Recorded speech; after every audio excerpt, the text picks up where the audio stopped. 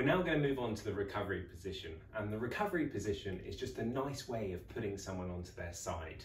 And the reason we want to put someone onto their side is because if we leave them lying on their back like this, a couple of things can happen. Number one, the tongue can sit over the airway and the person can suffocate, or alternatively this person could vomit and that vomit will just sit in the airway and cause them to suffocate once again, compromising that airway. So where possible, when we've got a casualty lying on their back like this, after performing our secondary assessment, we always want to put them into the recovery position or put them onto their side to maintain an open airway, to prevent that airway from being compromised. Now I'm going to teach you a very specific technique to do this called the recovery position.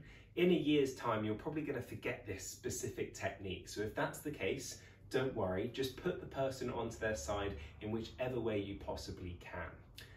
But to do our recovery position today, what we're going to do first of all is we're going to approach from the side which has plenty of space. So I'm approaching from a side of the casualty which has got plenty of space, and the reason for this is because you always roll the casualty towards you because you have more control over that body. So make sure you've got a nice open space around you where you can roll them over into. I'm then going to take the arm that's closest to me and I'm going to put it into a policeman's stop sign like this, so a right angle to the body.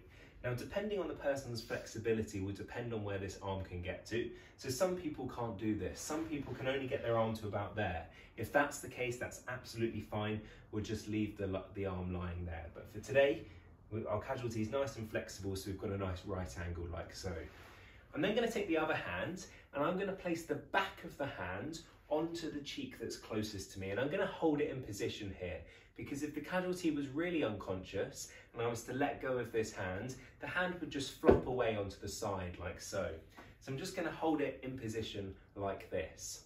Then using my other hand, I'm just going to bend up the knee that's furthest away from me, and the higher you bend this up, the easier the next move will be.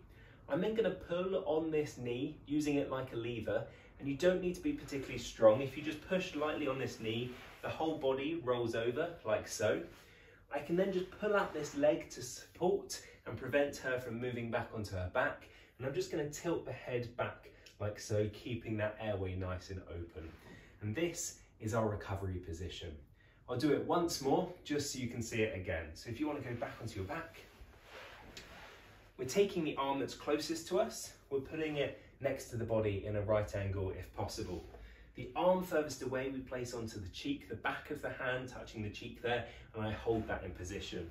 I bend the knee up that's furthest away, and I'm going to use this knee like a lever to roll the whole body over like so.